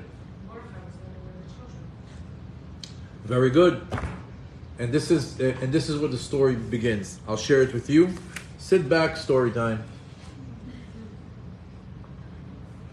It says that the holiday of Purim was instituted by Mordechai and Esther in order to praise God for how He saved us in the time of the story of Purim with Haman HaRasha that wanted to kill and annihilate every single Jew under the kingdom of Ahasuerus. What's the background story? So even though that we know all the stories, but there's always some nuances that are worth hearing. So what did Haman do? Haman went to Ahasuerus and he started talking negatively about the Jewish people. And he says, Yeshno am echad mefuzar furat ben amim. There's one nation that is scattered and separated amongst all the nations. And he continues to say, Et dateh hamelech enam osim. They're not going in the ways of the king. Velamelech en shovel anicham. It's not worth it for the king to keep him alive. Now, Ahasuerus, this is music to his ears. Don't get it wrong. Don't get it mixed up. Ahasuerus was a huge anti-Semite as well. He was a huge Rasha, and he knew the intention of Haman and where he's going to, and he's now he's accommodating the conversation, and he tells him, oh wow, yeah, it's a big problem. Do you have a solution to the problem? Haman saw that he had an opening with the king, and he started to get all excited and says, Ken Adoni HaMelech, of course my king, of course there's a solution. I hate to say it, a final solution, right? The original final solution is Haman, not Hitler Zichronam Livracha, Hashem Rashaim Yerkav. But he also, what did he want? This guy wanted to annihilate. Just Haman was more ambitious. He wanted everybody in one day. More ambitious than Hitler. And what was his ambition? Lashmid laharog et kol hayodim be'om echad. Imagine one day where everybody has the authority to go into the street and kill, butcher, murder every single Jew in one single day. Achashverosh started to think about it, and he says, "Let me put out an igeret. Let me put out let's call it a scroll. Then on this scroll, I'll write and I'll sign the following words. It says, "It is written and signed by the ring of the king, that after it's been presented to me that there's a big problem in my kingdom, and after giving it a lot of thought, I hereby declare that I give permission to Haman ben Hamdata to choose one day that will be a day of death to all the Jews. Chas v'shalom. And all the loyal servants within my kingdom are requested to participate and to take the following steps that are necessary to annihilate all the Jews in one day. And each one should help and come to..." Oh wow, look. And he says, "Velavi achat uletamid pitron sofi." And once and for all come to the final solution to the problem. There's that word again of the reality of a Jew living amongst us. And that date is the 13th of Adar in the following year. So if you could imagine, it's not like today you send a text and everybody knows what's going on. It takes some time for these scrolls to make it to other kingdoms, to other countries, and for everybody to spread the word, everybody get connected, right? To sharpen up their knives and salivate. One day we're going to kill the Jew. You know, you could imagine like the Reshaim of that time. Furthermore, to give even more strength to Haman, Ahashverosh takes off his signet ring. He signs it, and he gives it to Haman, and he wishes him a lot of luck. And as Haman sees that he succeeded in his plan, he goes to his home, and he starts to deliver all the news of what just happened with the king. And just as he's on the way to his home, who does he see? Mordechai HaYehudi.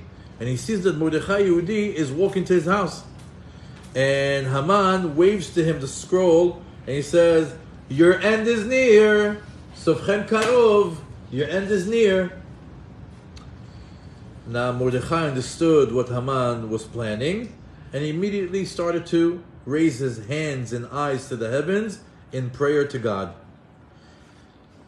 In that exact same moment, on the other side of the street, passed three young children that just came from the Beis Midrash. They just came from Talmud Torah. Mordechai saw them walking across the street, and he immediately ran to the children. Haman and his cohorts also saw that Mordechai is going across the street to speak to the children, and they stopped walking and they started to follow Mordechai. When Mordechai met the young children, he turned to them and he told them, "Banai, imruli, ma pasuk limatem hayom?" He tells the children, can you tell me which pasuk you learned today in school? So the first one comes to Mordechai and tells them, "Al tira mipachat pitom, u'mishoat reshayim ki tavo." He gives them a pasuk from Mishlei. He says, "Al tira mipachat pitom." Don't fear from a sudden fear, or mishoat reshayim ki tavo, or a holocaust of the wicked that they plan on coming. Mordechai turns to the other child and he tells them, "What pasuk did you learn today?" He tells them, He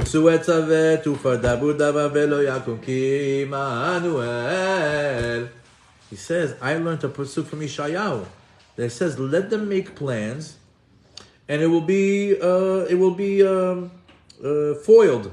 Let them speak, and nothing will come from their talk, because God is with us.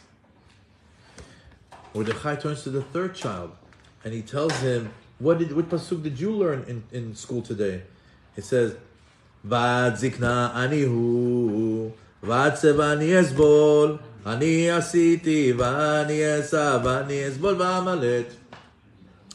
For the Chabadnikim in the room, you'd appreciate that little zhuzh on the pesukim, because this is how Chabad, every time that they finish prayer, they say these 3 pesukim, by the way. Maybe you didn't know that, but these 3 pesukim that they sing at the end of every prayer is the conversation that Mordechai had with the children on the street after Haman showed him the decree. Little interesting fact. So the third child shares the pasuk that he learned with them. He says, Vad zikna anihu, vad seva ani esbol. He says, up until my old age, I am him, and up until I get to my to the late years of my life, I'm going to suffer. Why am I going to suffer? Ani asiti, I sinned, I did wrong. Vani esa, will carry the load of my sins. Vani esbol, and I'm going to suffer. But at the end, va'amalet. But then at the end, I'm going to escape, which is the story of every Jew. Why do you have problems? Why are things difficult? Because of your sins. If you didn't sin, you wouldn't have any problems. Now that you sinned, suffer the consequences. And not only that, take it on your shoulder. Take the suffering in this world. But eventually, you're going to leave this world. You're going to escape this world. Maybe times will be difficult, but you're going to escape and go to Olam Haba, where these Reshaim are not going to be there, and you get eternal life, maximum Olam Haba. These are the 3 pesukim that the children told Mordechai when he saw them on the street after Haman had a signed decree for the annihilation of the Jewish people. When Mordechai heard these pesukim that hinted that there's no need to fear Haman or his people, he began to laugh. He started to laugh, and he was overjoyed. Haman comes over to him. Remember, Haman just told him, I'm going to annihilate all of you. Wait till you see what's going to come. Mordechai is laughing. He doesn't get it. Haman's going crazy. He says, Madua samachta divrei tinokot. Haman demands, why are you laughing after speaking to the children? Mordechai smiles to Haman and says, Samachti ala besorot hatovot shebiseruni, shelo efachad min ha'etza ha'ra'ah she'atzta alai, ki lo tatzliach me'uma. He says, I'm extremely overjoyed and happy because of the news that they gave me. That they told me that I should not be afraid at all from any plot that you are plotting, because you will not succeed at all. When Haman heard this, he got so angry. He says, oh yeah? He says, if that's the fact, then the first people that I'm coming from is the children. And by the way, if you notice in today's society, they're coming for the children. Notice who they're coming for. Who? They don't care about us. We're too old. These guys are going to die in 20, 30 years, 10 years. They don't care about the old people. They care about the young ones. Look how they come after them. 4 or 5, they're already in the schools, trying to indoctrinate them with all these different ideologies. What's going on? It's the Haman mentality. Go for the children first. Furthermore, he says, I'm going to go for the children first, for the tinokot. Several days pass, and Haman started to put the plan into play. And he says, you know what? I see this guy is a thorn in my side, this Mordechai. You know what I'm going to do with him? I'm going to have a special thing for him. I'm going to get rid of him. I'm going to have a special way to get rid of him. I'm going to hang him up on a tree. Let me go see what he's doing. Again, Haman can't stand Mordechai, so he always wants to see what he's doing because he wants to get him. He wants to kill him. So as he's in search of Mordechai, where would you find Mordechai? In Bet HaMidrash. He's a rabbi. He's teaching. And Mordechai is sitting there with the children, with the tinokot. And all of them are fasting, not eating, not drinking. And they're wearing sackcloth, and they're learning Torah, and they're yelling, and they're crying, and they're praying. And he started to count them, and Haman sees that there's 12,000 children over here. And there's some opinion that actually there was 24,000 children over there sitting with Mordechai, sitting in sackcloth, not eating, fasting, not drinking, and learning Torah and praying and crying to HaKadosh Baruch Hu. And he says, Lemachal אהרוג תחילה אלו התינוקות, ואחר כך אתלה את מרדכי.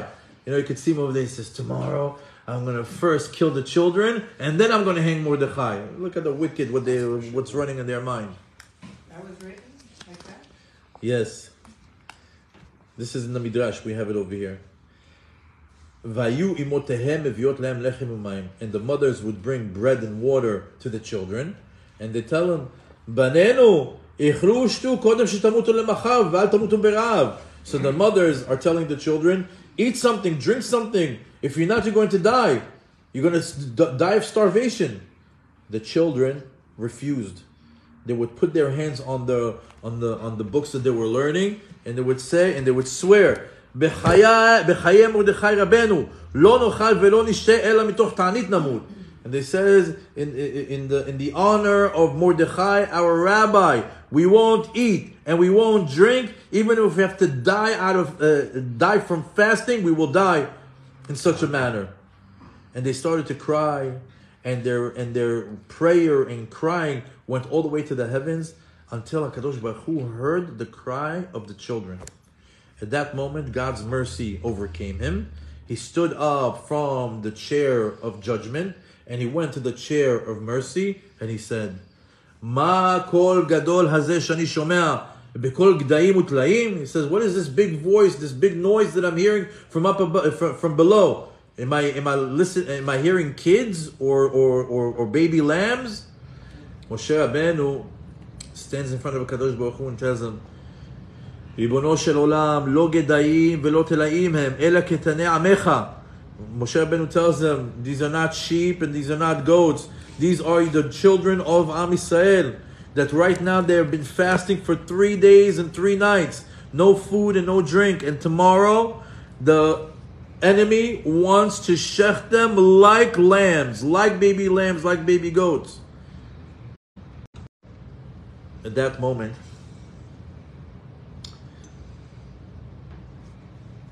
the Kadosh Baruch Hu took the scroll that were signed by Achashverosh and ripped them up, and that's the time of the story, meaning the gzera, the decree that was in the heaven was now ripped up, and that was at the moment that Achashverosh had a hard time sleeping, and he wanted to sleep and he couldn't. He was like feeling insomnia, and then he said in his heart, "You know why? You know why I'm not sleeping? There's a chance that maybe somebody nice, somebody good did something good with me, and I still haven't repaid him. Maybe that's what's keeping me up." Look at the passing thought that he had that night. It's not by chance, it's by design. HaKadosh Baruch Hu ripped up the decree. So now that there's no decree to kill the Jews, something else has to come. The Yeshua has to come. So what has to happen? Achashverosh can't sleep. And why he can't sleep? Maybe somebody did a favor for me and I didn't repay him. Oh, okay. Look how things are starting to unfold. He asks his servants to come and bring from him the book of accounting. And he says, and as he's reading or everything that's written there, he comes across Mordechai saved him from death. In the time when you had the Biktan V'Teresh, those two people that were zomemim to kill him, that they were, what's the word for zomemim? They were scheming to kill him. Achashverosh sees that he still didn't do any sort of repayment or show of gratitude toward Mordechai. He says, "Call Mordechai, I want to repay him." And as he's summoning to have Mordechai come to the castle, he's thinking to himself, what's the best way for me to thank Mordechai? At that same moment that he's thinking of how to repay Mordechai for saving his life, Haman comes in. And Haman says, and Haman comes to ask from the king for permission to hang Mordechai on a tree that he prepared for him. So imagine, the king is thinking about how to thank Mordechai. Haman comes in to get permission to hang Mordechai. It's a comedy. It's mamash a comedy. The more you dig into the story, it's a comedy. Continues to say, Anach nisuhu. Haman requested to come to see the king. He gets permission to come to the king. Haman, yeah, you can see it right now. Hashem lifted him up to the highest level that he can be. He's rich. He's wealthy. He's powerful. He's the king's number one advisor, let's call him. And he's right now got the greatest wish of all, to be able to annihilate all the Jews. It's the middle of the night. He's knocking on the door. The king says, "Ken, tachnisu." He's walking in with his chest out. He's so happy. You can imagine the simcha. If it was a puppy, his tail would be wagging. He comes and he sits next to the king and he tells him, "Ma yekar ugdula yesh la'asot leish asher hamelech chafetz bikaro." He says, if the king loves somebody, how would you reward him? If the king really likes somebody, what's the highest reward that you would give him? Haman is sort of like preparing his the bonus structure, right? What he's going to get when he's all successful, right? So Haman thinks that obviously when he asks that question, that the king is thinking of him, and he starts to be, his eyes started to glisten, and he starts to be completely overjoyed, and he tells him, the king asked him, what should the king do to somebody that he wants to reward? Haman thought he's thinking about him. Haman thinks that he's thinking about him. So Haman is now saying, wow. He's probably thinking about me. He's so happy with me. He's so satisfied with my service. He's so happy with everything that I'm doing. And he wants to reward me. Let me see. What's my wish list? What do I want? So Haman says, Ish asher hamelech hafetz bikaro, יביא לבוש מלכות, אשר לבש בו המלך, וסוס אשר רכב עליו המלך, ואשר ניתן כתר מלכותו בראשו. Haman, Rasha, wanted the king's everything. He says, let that individual wear the king's clothes, ride the king's horse, and wear the king's crown. Meaning Haman's next target was going to be Achashverosh, if Achashverosh was too dumb to understand. ונתון הלבוש והסוס על יד איש מעשה המלך הפרטים ולביש את האיש אשר המלך חפץ בקרו ורכיבו הסוס ברחוב העיר בקרו לפניו ככה יעשה לאיש אשר המלך חפץ בקרו. And let one of your most respected dignitaries grab the horse and that individual and walk him around the city and tell them, look what the king does to the ones that he loves. Look how he elevates the person that he loves. He's now imagining himself. So Achashverosh loved that idea, and he tells them, "Maher kach ta levush v'tasuz v'techen leMordechai Yehudi yoshev b'shar hamelech." He says, right away, take the clothing, take the horse, take the crown, and go to Mordechai Yehudi. He's sitting in the gates of the Melech, and do it for him. You could imagine Haman's reaction. It says that it felt like he got arrows to his heart. Oy li, he says, oh my God. Lemi HaMelech Chafetz Lechabed. He says, that's who you want to honor? Mordechai, my arch nemesis, the guy that I hate the most? He started to shake. He wanted to scream at the king. But the king told him, hurry up, go now. Zechor, v'al tapel davar b'kol shedibarta. And don't do one thing less than what you said you're going to do. Everything that you described, do unto Mordechai. So of course, with a broken heart, Haman takes because when a king tells you what to do, you do. Haman takes the horse and he goes to Mordechai. Mordechai was sitting in the yeshiva, and in front of him is all the kids learning Torah, and he's teaching them Hilchot HaOmer, because it was the 16th of Nisan, and right after Pesach, what do we learn? We learn about the Omer because we have to count the days. And back in the days, it was the time of Bet HaMikdash. During the time of Bet HaMikdash, you would have to bring the Omer offering. So when Mordechai saw that he came, he started to be scared a little bit. And he says to the children, Banai, רוצו והתרחקו מכאן, שלא תיכוו בגחלתו של המן הרשע שבא להרגני. He told the children, get up and go. I don't want you to get hurt, because this Haman is coming to kill me, and I don't want you to be there. The children answer him, Im tamut namut imecha. The children say, if you die, we die with you. אמר להם, אם כן, נעמוד בתפילה וניפטר מתוך תפילה. He says, you know what? If this is our end, let's stand strong, let's pray. So like that, when we die with prayer on our lips. Haman comes to the Beit Midrash and he tells them, what are you guys learning? Again, these are kids learning. He says, what are you guys learning? He says, we're learning about the Omer. Mordechai answers him. So Haman asks, Omer, what's an Omer? Is it gold? Is it silver? Mordechai tells him, no gold, no silver. Ela seurin. It's barley. It's a barley offering. Haman was in shock and he says, Komet seurim shelachem nitzach 10,000 kikare kesef sheli. He says the small little barley offering that you guys are learning beat my 10,000 kikare shekel that I gave Achashverosh.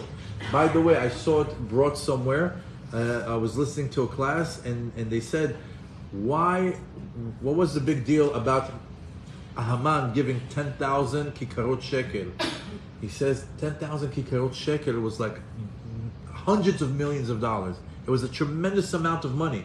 And Achashverosh, even though that he was the king, even though that he was rich, even to him it was a big amount. It was like billions of dollars. And he says, you know what? For this, yeah, I'm willing to sell out the Jews. Go kill them. Look at all this money. So Haman says, look how much money I invested to annihilate the Jews. And you guys learning about barley, you're able to eliminate the power that I did with 10,000 כיכרי כסף שלי. ואותו היום החלה מפלתו עד שנתלה על העץ. And from that day, his downfall began until eventually he was hung on a tree. Here we see that the hevel של תינוקות של בית רבן has the power to nullify decrees, even in the story of Purim. לא סיימנו. תודה רבה. I'm sorry. There's Sharon, the Midrashim said yes. that Mordechai couldn't step on the horse, it was too tall. So Haman had to go down, someone kneel down, so Mordechai stepped on his back to get to the horse. Correct. They have history. Please go take a look at the class that I'm posting. Get to know the hero and get to know the villain. You won't believe the history that they have together. It's comical. I want to share with you just two more things and we'll be done. There's a story of a very famous child. It says,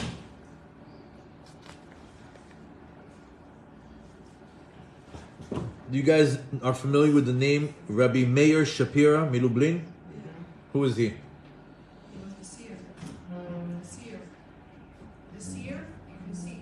The seer. Yeah. Okay? Yeah. Do you know what else he's famous for? Daf Yomi. Watch this.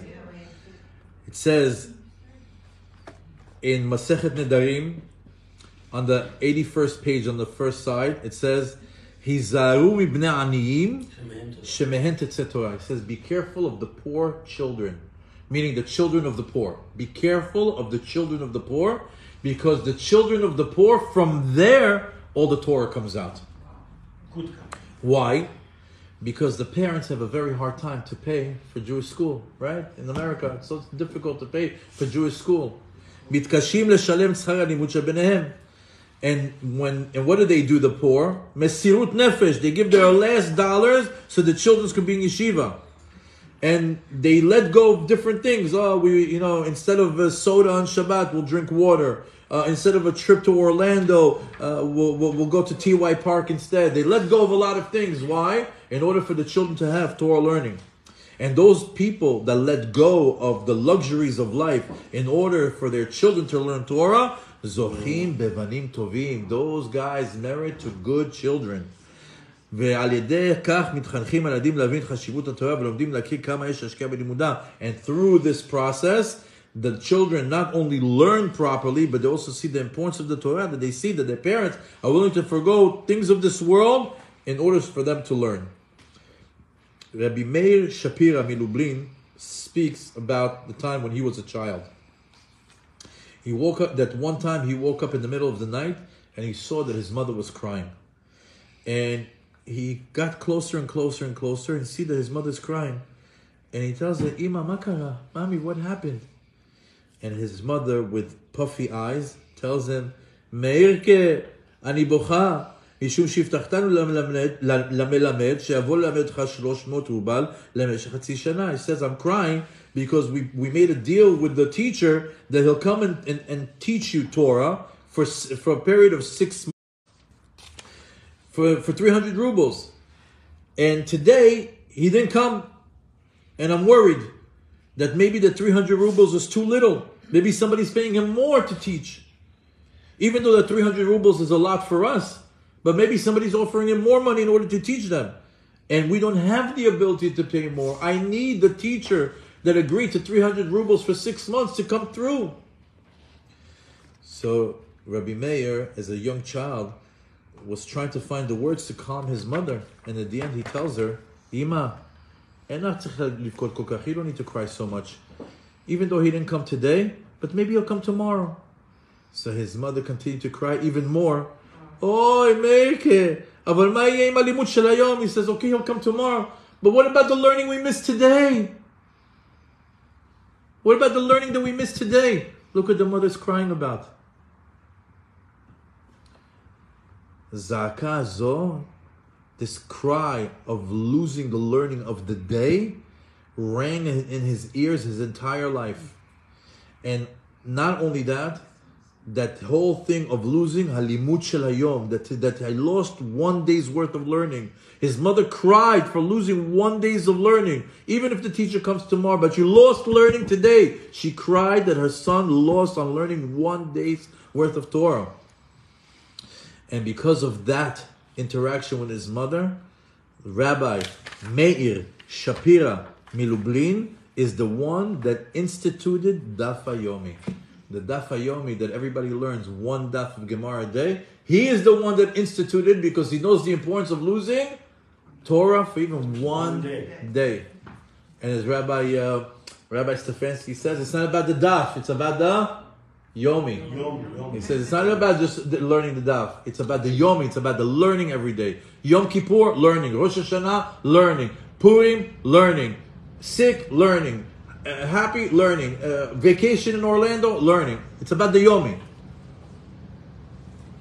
And look at the power of Daf Yomi that today there's thousands and thousands of people that are learning today. I'm going to wrap it up here. I do have another, maybe, I have more, but I'm going to wrap it up. It's too late. No, I think it's too late. טוב, שהשם מברך אתכם ושמח אתכם. בעזרת השם, we saw that even though that we have an entire shiur just on the small aleph, that's all we did. We just learned about the small aleph. And we saw how the small aleph is connected to 111 pesukim, which is the word aleph. We learned about the korbanot, that the korbanot are the ones that atone for a person.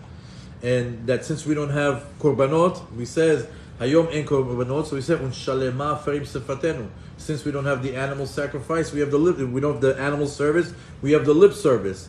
And we said that when we learn the korbanot, as if it gets atoned. I didn't have a chance to share with you, but Shvile Pinchas and Am Noez brought this beautiful thing, how the Rambam counts learning Torah, and when a child and a father learns Torah, not individually. And that the power of the child and the father learning together has the power that the hevel of Tinokot Shel Bet Rabban has the power to elevate the tefillah.